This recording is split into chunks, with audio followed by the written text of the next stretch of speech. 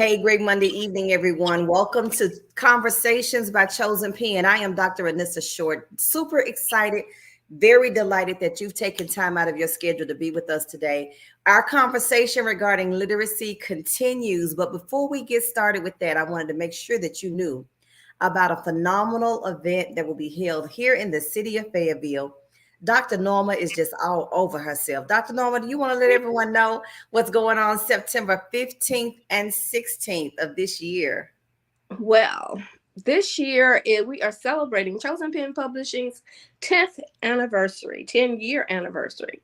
Can you believe it? That we've been out here in these publishing streets, writing streets, all these places, helping phenomenal women such as yourselves write and tell their stories.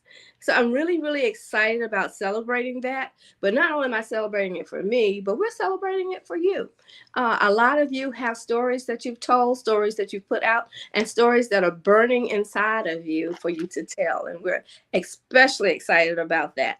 And we hope to see all of you Saturday, Friday evening, if you like. Come out and enjoy our everything chocolate buffet. And on Saturday, we have some phenomenal speakers who will be in there. And I'm very, very excited about those panels. But then Saturday evening, we have the sneaker. Everybody hear that? The sneaker gala. So come out and have fun. Show us your sneakers. We may even have a sneaker contest. You never know. Miss Anissa right now is carrying out the pearl sneaker, so she's trying to beat everybody else out. So I'm going to put some bling or something on mine to try to get there. But we hopefully to see you all there. Come enjoy and celebrate with us as we move forward to another 10 years. And believe it or not, we have some exceptionally exciting new ventures that we're entering upon that we will share with you. Yes, absolutely. So if you're interested in being a part of this celebration, you can register at chosenpen.com/events. Now, you can participate as an attendee and be a part of the festivities, enjoy every aspect of it. You can be a vendor. We are looking for author vendors as well as non-author vendors. We would prefer more authors because this is all about the publishing community. You don't have to be one that published with Chosen Pen. We're all about sharing the wealth and sharing the platform and sharing the exposure. And then, of course, if you want to be a part of the Saturday's festivities, we have that morning, as Dr. Norma stated, we have a Forbes experience. I don't think she mentioned that. Forbes Business Council, that's going to be our panel discussion. Phenomenal panelists from various states, from various cities will be there. You'll be able to attend that. And then during the gala, of course, we'll have a meal, and then that'll be the culmination of all the fun. So be sure to go to chosenpen.com/events and get yourself registered. We don't want you to miss it, especially if you live in Fayetteville. Shame on you. You could have been there. Okay. So let's move forward. Our conversation regarding literacy continues. That's one of our flagship topics. Our Chosen Pen is very much an advocate for childhood literacy, but just literacy in general. So we go from various vantage points. And of course, our previous speakers or guests during our podcast were those who have written children's books. This author or this special guest is no different, but her book has a different twist to it from the literacy standpoint. We want to welcome the young, the rich, the famous, all the way from the Queen City, Charlotte, North Carolina. My new best friend, Miss Tomeka Purcell. Tamika, welcome to the platform today. How are you? I am doing amazing, and I'm so glad and honored to be one of the individuals that has had or is having an opportunity to be on the Chosen Pen podcast today. So thank you, Dr. Norma, thank you, Dr.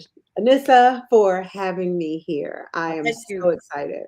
Thank you for saying yes. So, for those who don't know you, I mean, you kind of cover several, industries to some degree, but for those who don't know you, what would you say would be, just introduce yourself. Tell us a little bit about who you are.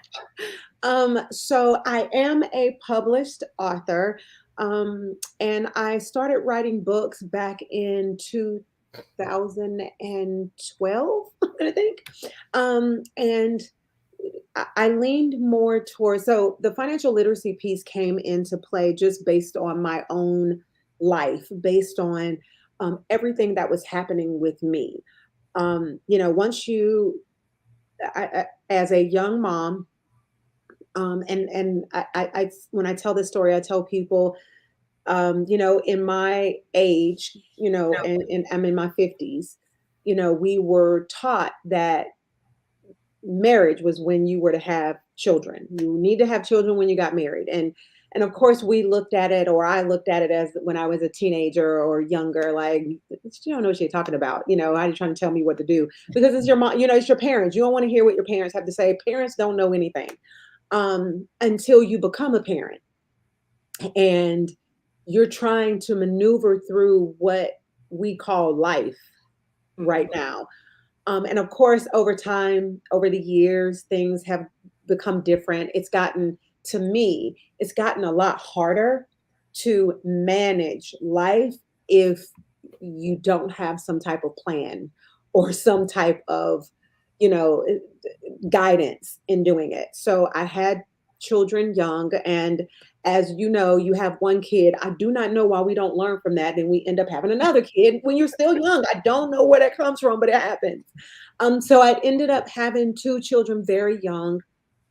And in my household, one of those thoughts were, when you hit a certain age. So, for us, it was when you hit 18, it was time for you were an adult, because society considers you an adult.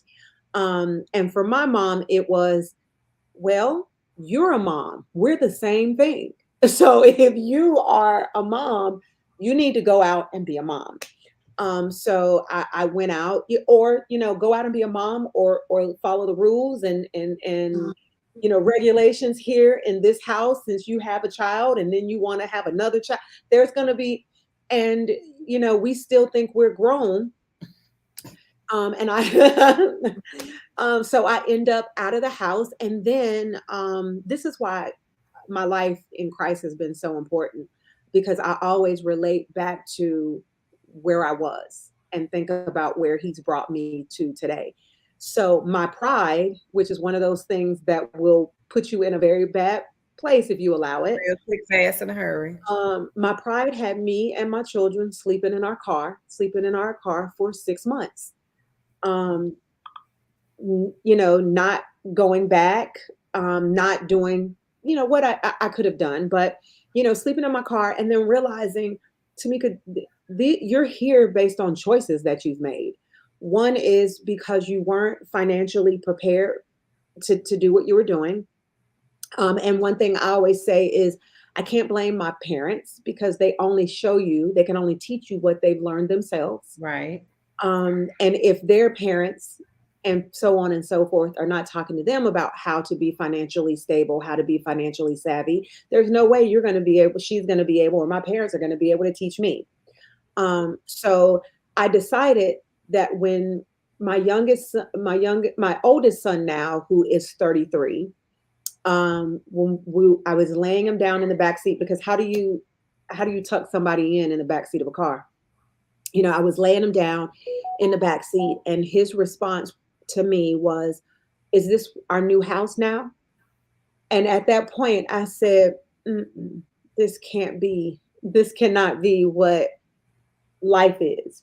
If he's asking me this, I don't want him to think this is where we're going to live for the rest of our lives. And I remember praying to God and saying, God, if you get me out of this, I won't go back to this. I don't know what it is you have to do or what it is you need me to do. But if you get me out of this, I won't be back here. And then after working through and getting out of it, I didn't, it's a progression. I decided, okay, I need to teach my kids what to do, because I want to make sure that they're not in the place that I allowed myself to be. And in doing it, I said, wow, we need to start young. We need to start younger so that they can understand and be ready to go out into the world. A lot of African-American families, we all take on that trait of, when you hit a certain age, you got to get out. When you become 18, especially our boys, you got to go. You're a grown man. You need to go. But the problem we have is that we're not teaching them what they need to do to be successful when they get out there, which is why I think a lot of our Black men are getting caught out there in the system, trying to make $1 out of 15 cents the wrong way. Right. But if you haven't been taught then you're not going to understand what to do. So this is where Morgan came about. I knew that I wanted to start young so that they could get an understanding of money, the importance of it, and not just that your mom or dad are supposed to be the people that has the money. I wanted them to understand what it took to have money on their own, because I've learned that if you give them something to lose, it brings about a different type of young adult. If they know they have something that's worth value, which is one of the ways that I was able to help my older son, my older son now, who's 33, he got caught into the system. And it wasn't because let's be honest, it's not good. You're not going to always have a child that's going to listen to what you say. Right. Or you can give them the whole, I'm going to take you to the water and I'm going to dunk your head in there. So all you got to do is just take a couple sips, right? He was just not for that. So he learned the hard way. But when he got out, while he was there, I was just trying to figure out, how can I do this? How can I transition? How can I slow down the recidivism that we are seeing? How can I make sure that he doesn't go back? Mm-hmm. And what it was is, he didn't have anything to lose. These men come out with nothing to lose. Like they're like, I don't have anything, so I'm just gonna go right back to it. Right. So as you know, outside of just writing books, I own a mortgage company in real estate. So I helped my son buy his first house. And buying his first house and him going with me to the attorney's office, and it was an attorney, not one to help him stay out of jail or out of prison.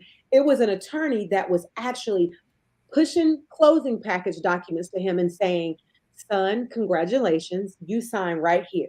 So he was able to sign, obtain a deed, obtain a mortgage. It set about something different, and it made him say, I have something to lose. I can't go back to doing this. That's good. Show me how to budget. Show me how to do this. How can I handle my money so I'm able to do this? And this is why, starting at 9 and 10 years old, it's very, very important, because if you are, they're very impressionable. And the way I look at it is, subconsciously, you can drill in their subconscious mind what you want them to do, how you want them to proceed, all of the positive financial affirmations, having them repeat specific things about money, how money is important to them. Money just isn't spending, money is for saving. Money can help me do this. And that's how the first book came about, is Morgan Saves for College, because she got money and she wanted to spend it. She wanted to buy something. She wanted to buy toys. She wanted to buy some skates. She wanted to buy anything that she could have that was tangible, that wasn't going to bring about any kind of positive asset for her. And her grandmother kind of had a conversation with her in the book and said, listen, you have all of these things. Let's use this money for something that's going to advance you when you're not 10, when you are 11, when you are 12, when you're older, when you decide that you want to do different things. Let's start saving money. So then you start putting money in bank accounts. You start letting them see how their money is growing. We talk about in the book how the interest is there, how she's gaining interest. So she's able to see her money grow. And just like me as an adult, and I'm pretty sure as you, when you see money in your account and then you see that it keeps going up and it keeps going up, you just want to do whatever you can to keep that money. Yes, to keep that momentum going, as a matter of fact. Right. Yeah. So, that is where the process came about, and how I really want to teach our children young on what they need to do to be successful. We have the keys. We have them. We just need to unlock the doors so that they can walk through. Yes, that's good, Tomeka. I love it. I absolutely love it. So literacy, placing it in a book and then giving the parents a tool, basically, is what you've done in order to communicate the importance of financial literacy. I love that. Dr. Norma, what questions do you have for our guests? Well, I'm just ready. You are right where my heart is.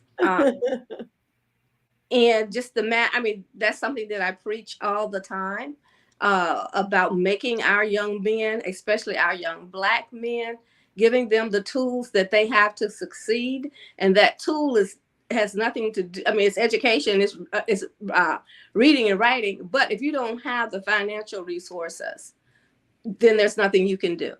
If you go to prison, when you come out, you go back, as you said, because there's nothing for you to do. There's nothing for you to hold on here. There's nothing to keep you here. And that, often hear people them say, at least I can have 3 meals in a cot if I go back. I don't have that here. I don't have that on the street. So in parts of that knowledge, like I tell my grandson who's 8, who has books and wants to sell them and wants to use all his money from the books to buy toys or whatever. But you've got to learn to save a certain. Well, he doesn't get any money. The money all goes to his account, but he can't figure out how to get it. But but then he'll start talking about it and start to this. I said, well, listen, I need you to understand what you're saying isn't true, and some of the things you're saying is obviously a lie. And you need to understand that people who lie, they'll cheat, they'll steal, they'll go to jail. And he says, well, what does that mean? I said, that means you've lied about everything you've got, and you haven't approved, you haven't accomplished anything, you haven't accumulated anything. And when you go to jail, you get out. That means you still have nothing but that lie that you built your life upon. Absolutely. And so you've got to build upon the truth. And in building upon that truth, then you got to know how to save. If you're not, as a child, you don't have anything else to spend on. Grandma, granddad, everybody's buying stuff for you. All your money should go. And they're even giving you more money to put into your account. So just leave it. That's whenever you want to go to Walmart, whenever you want to go to wherever G-Paw's going to take you and spend his money. But so that lesson, I mean, if we can get that lesson to as many young people, but not only young people, older people as well. People too. If we have a lot of us are just not. Yeah. They're graduating from our school at 18 years old. Now what? They don't want to go to college. They would rather go to trade, but what kind of trade? I don't know what to do. So that needs to start early, growing, developing, and we know that college isn't the answer always. So let's start growing them and developing them, and getting some money into their pockets, apprenticeships, mentoring, or whatever that will go. That's good. That's really, it reminds me of a friend of mine who I became acquainted with, I don't know, maybe 16 years ago. And at the time she had 3 daughters. They're all adult women now, of course. But I remember that her oldest daughter had just started her job. And they had purchased her a car as she was approaching high school. I mean, 16 or 17, her parents purchased her a car. And it was interesting to me to see how she interacted with her kids, because her oldest daughter, now that she had a car, she had responsibilities to share in the responsibilities. So some of the things like taking her younger sisters to practice and things of that nature was now her responsibility, right? And so in communicating this with her daughter, she had her oldest daughter, she wrote it all out and had her sign it as a contract. And she told her to read it to make sure she understood each point, because this was important for her to understand before she signed it. She was setting the stage then for her children to be able to, conduct business. You follow me? And she understood that if any of these rules are violated, then that means you don't have a car to drive, so it was all contingent upon that. And I thought I was like, that seemed kind of extreme, but then I understood the why behind it, right? Then when her daughter got a job, she talked to her daughter about how to split her money up when her paycheck came. How much do you need to put in your car for gas? Set that aside. What do you need for lunch? Set that aside. Because she was a student. She says, what else do you need money for? Because you don't have rent. You don't have to pay utilities, that kind of thing. She said, so everything else, when you go to the bank, she said, I taught her how to do the deposit slip and how to fill and take the money out that she needed for gas and lunch, and everything else went into the bank. Well, it was funny, fast forward, now her daughter's in college, and it came time that she told her mom, I want to pay my tuition, because I knew she knew she had money. I want to help with my tuition this semester. But she didn't know how to take money out of the bank. She says, well, how do I take money out of the bank account? She says, what do you mean? She says, I got it in here, but I don't know how to get it out. So we all laughed because she had done such a great job of instilling the savings and the, you know what I'm saying? And being in the budget aspect. She was like, oh my Lord, this girl doesn't even know how to make a withdrawal. I said, well, obviously she didn't need to make any withdrawal. She didn't need to. But she taught them the responsibility of managing their money, to budget their money. And I thought, how many people, adults, I know quite a few, who don't know how to do that properly. Because at the end of the week or before the next paycheck, they call and asking friends, can they hold 20 until next pay period. And I oftentimes wonder how many 20s are they holding of how many friends till they get through the next pay period. So what you're teaching through your book, Tomeka, is phenomenal. It's very much needed, as Dr. Norma said, not only for children to lay the foundation, but also for adults. But here's the thing I love even the more, because I know just a little bit more about you than everybody else that may be watching, that are just become acquainted with you, is that your desire is this. Well, this book is in stores for people to buy. Am I correct? You have that? That is correct. Yes. And then there is a character, a doll, Miss Morgan herself, that's in the stores, right? Yes. So not only now, is there a male counterpart to Morgan? Does Morgan have a brother or a first cousin? Morgan does not have a brother. I have been working on Morgan having a brother, but I haven't. It hasn't fit in where I am, but I do, because I get a lot of parents ask me, "Where's the little boy? Yeah. Where's the little boy?" Mhm. So I do get that a lot, but I have not generated a male doll. It's very expensive to put Yeah. them together, and because there isn't actual African American dolls, boy dolls available, it's difficult. So I have been really trying to um, do something different in reference to how I want to bring about a boy doll for the boys. That And sounds good. I am in the process of writing my next book, Next Morgan series. And in that, I think in that book, we will be addressing more boys, because Morgan is going up in age, Okay. a little older. And I want the series to go off all the way till she gets to middle school and to high school, so that it addresses each age group, because each age group needs to understand the importance of saving money. That's Um, good. so I am going to, I am, like I said, I'm in the process of doing the next book or the next series of it. It's just, I'm excited about it. One thing that I do know, that's disappointing to me, is that a lot of us, and I mean a lot of African American families, find no desire on learning about being financially stable. Mhm. The budgeting piece, they think, is you trying to tell me what to do. And remember, when I was younger, I was like, my mama trying to tell me what, she's not going to tell me what to do. But they think you're trying to tell me what to do. They think that they feel like they already know how to do this and how to make it work. And Mhm. we've gotten too complacent with living paycheck to It paycheck. is. Um, we are not, I read the word often, a lot.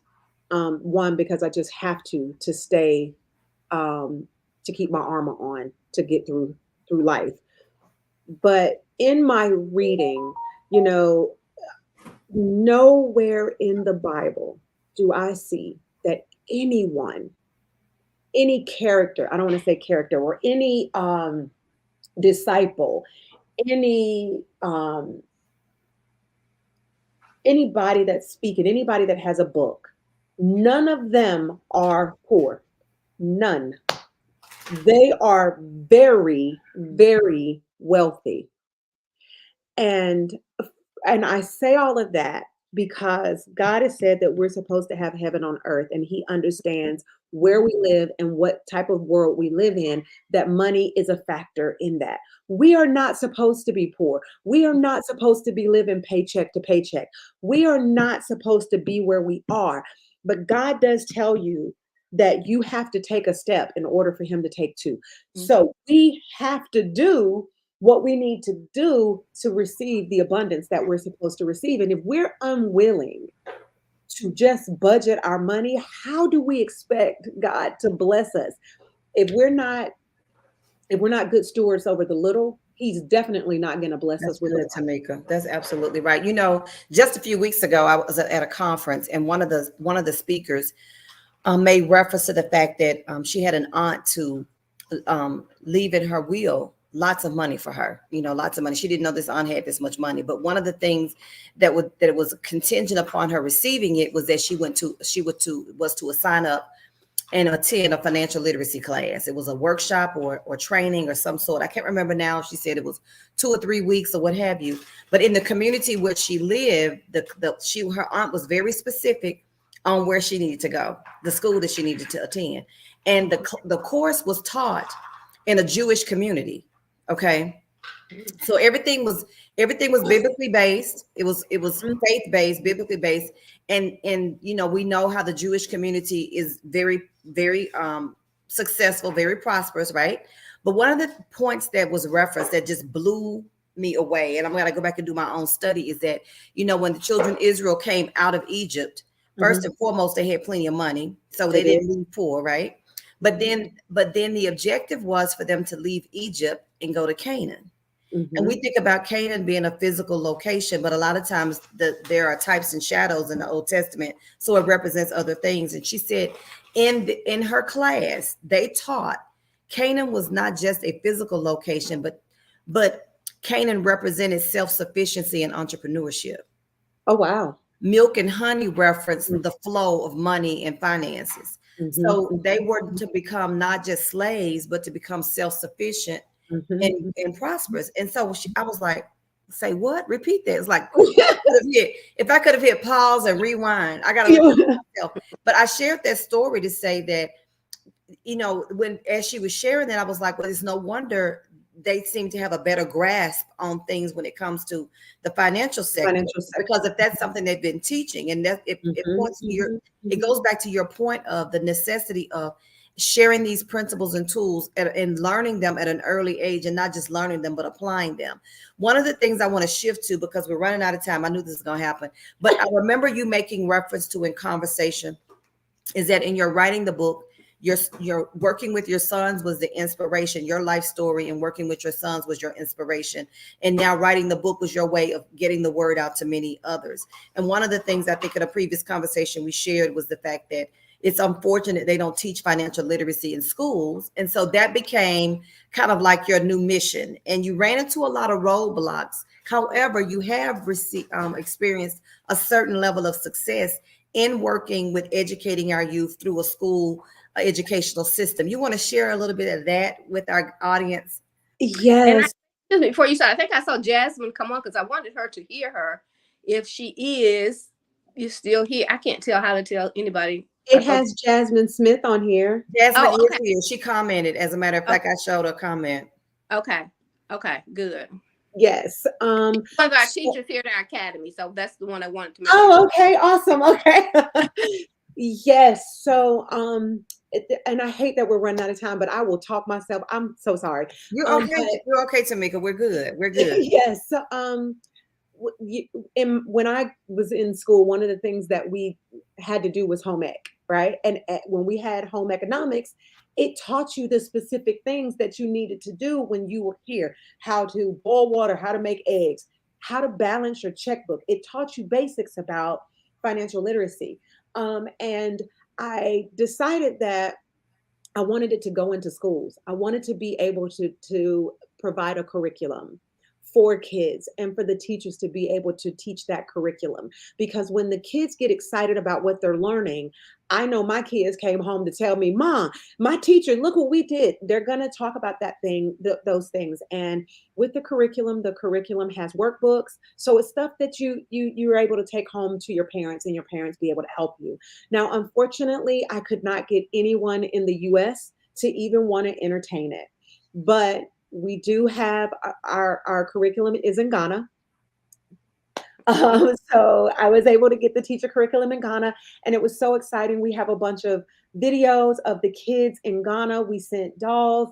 The fact that they understood this and they were excited about it was just amazing to me. Just amazing. So I'm still fighting the good faith to be able to get the curriculum here in the States.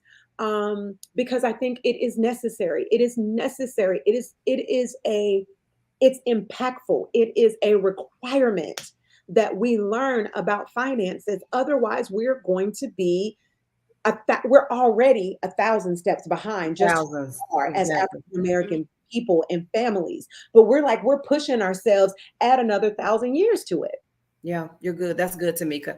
I was when we first became acquainted, and it was just amazing. And we've already said this in previous conversations, how what you're doing mirrors what Chosen Pen is doing with regards to going to Africa, and pouring into the youth there, and their receptiveness to books in Yeah. comparison to the children in the United States. But not only that, but they're excited about, the tools and embracing the tools that we bring, and applying them. And even the children light up like Christmas trees, Yes. Yes. with regards to the content. And they're like sponges. Children are like sponges anyway, but even the more, because they're eager to learn. They're eager. Yes. Dr. Norma, what do you have? What do you want to ask? What do you want to say?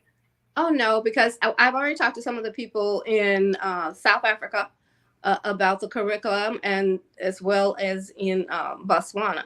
So hopefully in time we'll do that. But of course, I'm trying to get it here. That's why Jasmine's help me push this here at our school very soon, I hope, because I think it's something that is definitely needed. I mean, starting with K3, I mean, all the way, especially through high school.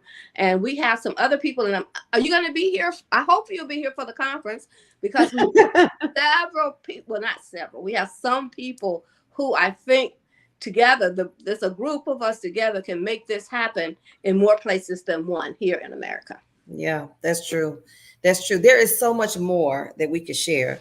And of course, as you see, we're not short on words, because this conversation could go on indefinitely.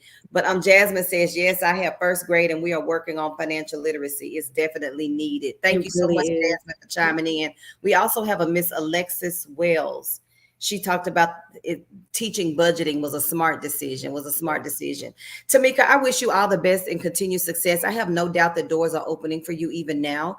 Maybe Chosen Pen can serve as a catalyst for even more. As Dr. Norma said, we're excited about taking you to South Africa with us and Botswana, so that they can embrace what you have to offer. But not only that, if the public school systems, because of the politics that's attached with the school systems, are not smart enough to see that their children need this and they don't care enough, then there are other doors, the private schools, the Christian schools. And so don't give up, just keep pushing, because what you have is very much a tool that all of us need. Dr. Norma, any last comments or statements before we close out? Thank you so much for coming. I look forward to working with you as we plow this field of literacy, especially financial literacy, Yes. from all the way from infancy through death. I mean, because that also includes making sure that you have the right insurance, that you can read your housing policies, your documents, and all of that. So that's a mighty big road, or a long road, but I think one that together with all of us we can conquer. Absolutely. Thank you guys again for having me. You're very welcome. Thank you for saying yes to the invitation. So the conversation regarding literacy continues, but in the month of September. However, we're going to do a little twist. Okay.